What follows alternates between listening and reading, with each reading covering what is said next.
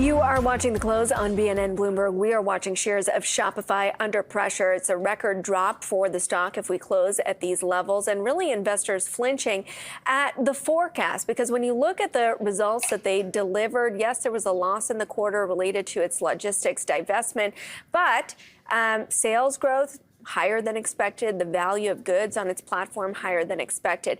Its forecast, though, is where things start to get a little bit murky. The valuation is so far disconnected from fundamentals. Even with the pullback, David?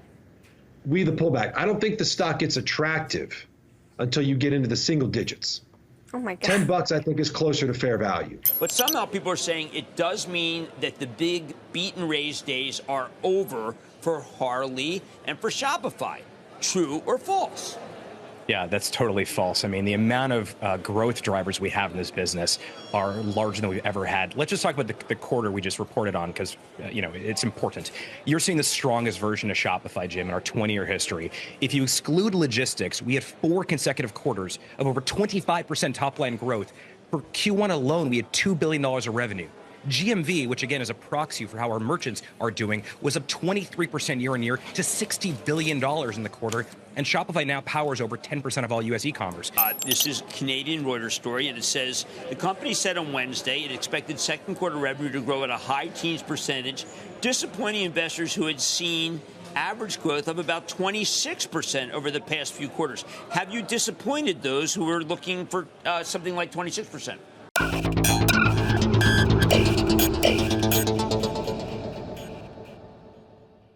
I think Shopify used to be the AI of the consumer market. Just hear me out.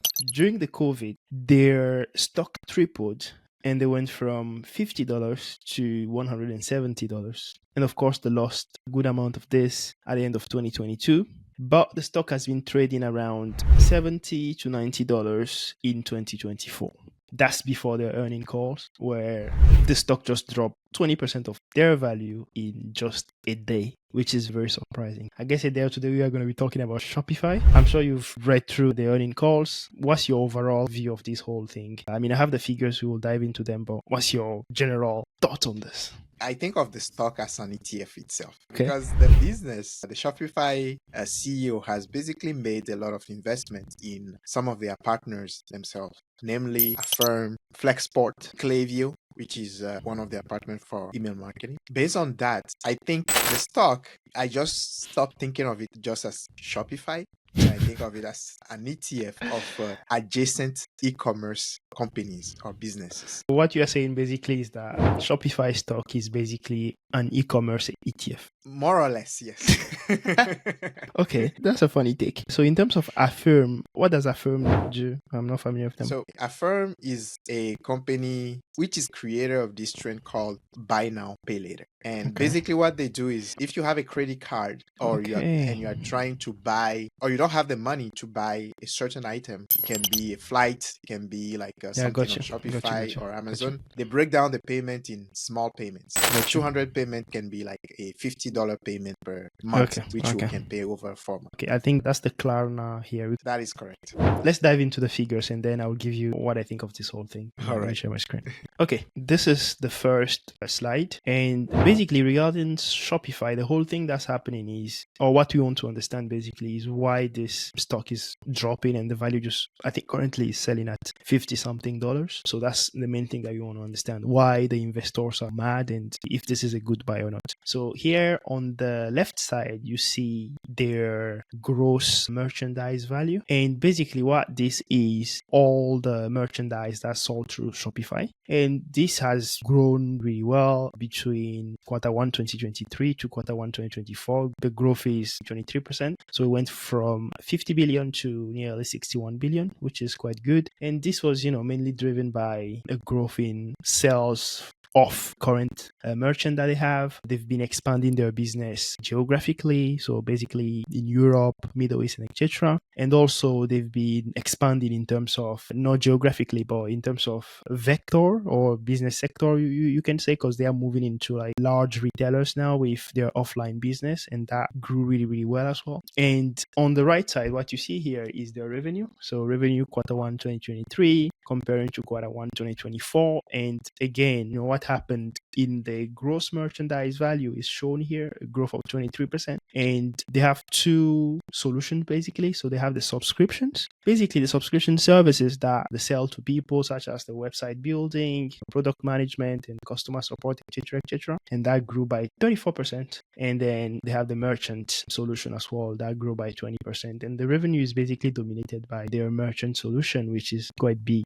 And the key thing here is that in Q1 2024, what the analysts were expecting, this company, Shopify, did meet analyst expectations. And they even overpassed it by a few million. And you just think of it as, okay, this company's top line of their financial statement is really good. They've been growing at 23%. So why are people mad then? I mean, it doesn't make sense, right? Any thought in there? I think people are mad because of the valuation of the company. The company is, in my opinion, is a little bit overvalued. Okay. Right? Why is that? The market cap of the company before our earning call was around 90 to 100 billion. And today, I believe, is about 75 billion. If you look at the stock price back in, is about 75 billion. And back in August 2022, it was valued around, I would say, 50 billion. And the stock price was around $26. And if you look at their revenue all around that time, it wasn't as even good as now.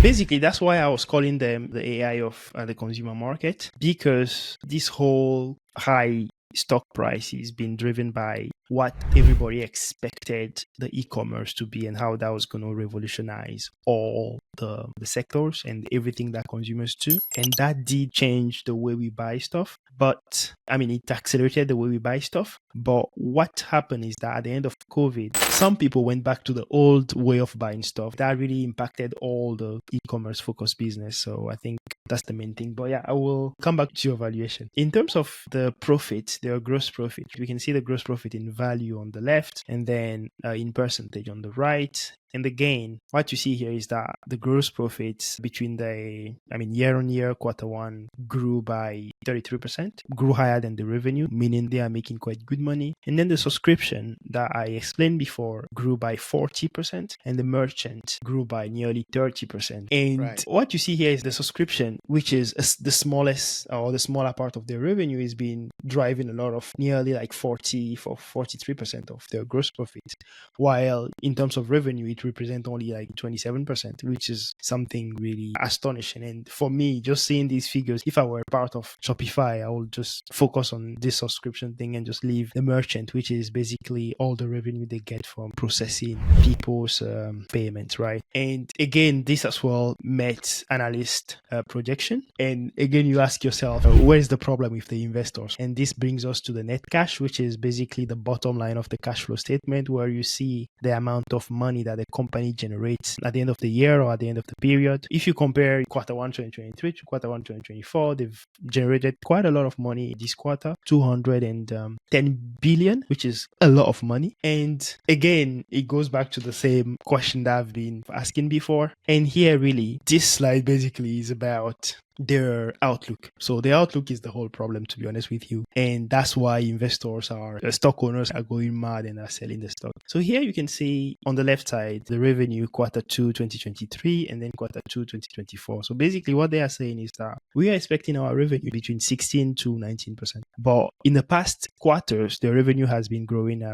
around 20 to 25%. And investors didn't like this. They say the e-commerce is a very fast growing industry. You need to be growing very fast and should be higher than what you it should be almost the same as what you've done in the past year. And the owner of the company was like, okay, we are expecting some foreign exchange headwind because of the strong dollars, and in Europe here, we haven't quite recovered properly yet. We are not spending that much. And those were the main reasons for him. And then on the other side here, on the right side, you can see the gross profit. And again, they were saying that in Q1 2024, we saw the gross profit before that was around 700 million. In Q1 2024, they are saying that their revenue in the Q2, is going to lose around 50 basis points. So that will drop the gross profit down to around like 924 billion. And investors didn't like this neither. This is where the problem is coming from, basically basically they are saying that, okay, you are not meeting the, let's say, the benchmark that you set in the past, or the performance that you set in the past, which was around like the 20%. And that's the main thing. On my side, my assumptions were this for the stock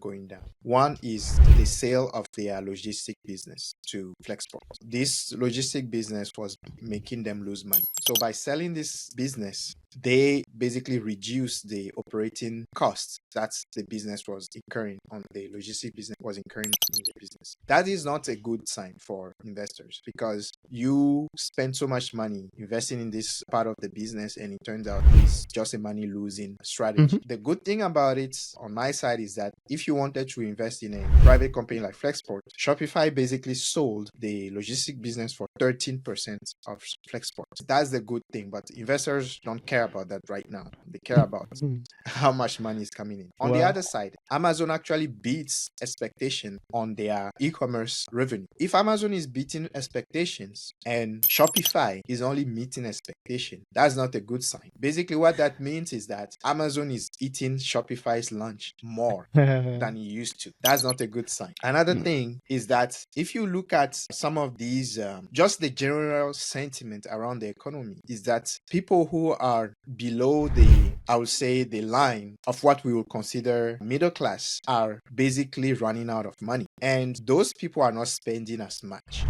But those people are using services like Affirm, Klarna, and everything else. By using those services, there is something called phantom debt in the US. This is debt that a customer has, or an individual has, but is not reported to the credit bureaus. All these companies, Klarna, Affirm, PayPal even, they are not reporting those debts that people have. And some of these people are not actually paying their monthly debts, their monthly credits to these providers. And this is also affecting the stock. It's basically making investors looking into the future and trying to predict that, okay, economic conditions are not great. There is slowness in Europe. And if you've ever used Shopify before, you know how hard it is to market your website when you are outside of a marketplace like Amazon. Basically, this is what is creating the negativity around the stock, in my view. I see. And Interesting. when you look at the operating income, which grew to 86 million, if you are valued around 90 billion and you are only generating 86 million,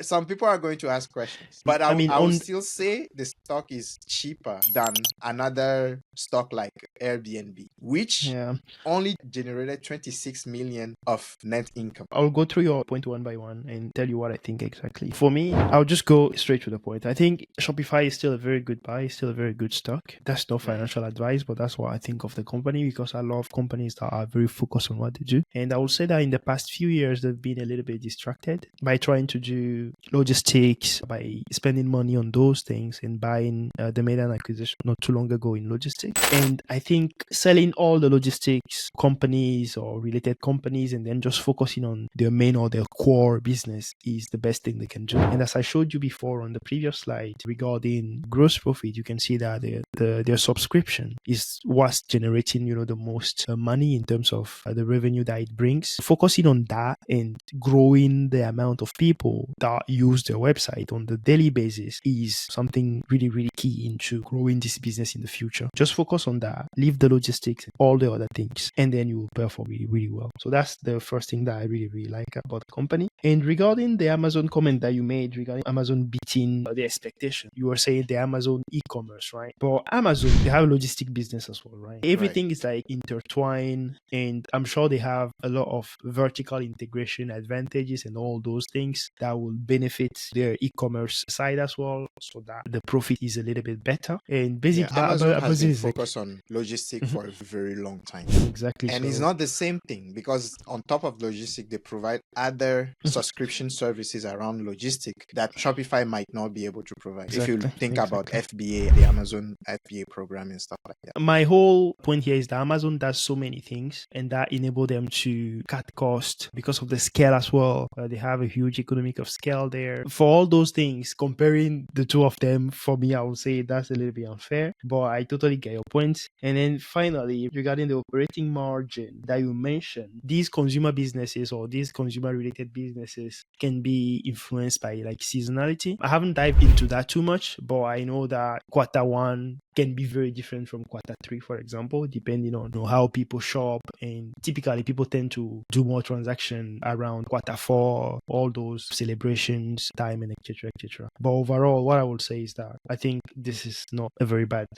bad buy, especially now when the stock value is around like $50. I said it before, this company is actually valued fairly at a 75 billion market cap. It's valued fairly at something like Airbnb, which is only generating 26 million in profit. I also think it's a good buy, especially if you want to not buy companies like Affirm or Klaviyo, and you still want to be diversified in e-commerce. Like I said before, is the ETF of all the sub e-commerce categories. For me, it's a good buy, especially at these prices. And if it goes down more, just buy more. Okay, guys. We've been working very hard on this AI-backed platform that enables individual and professional investors to query 10K, 10Q, and earning call reports.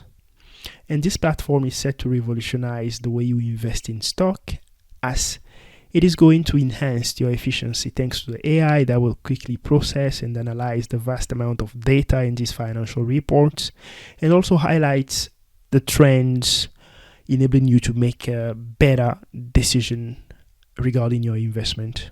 And as a matter of fact, all the insight you will see in this video was gotten from this platform. So currently the platform is at a beta version, and we are looking for investors to try it for free and provide us with feedback.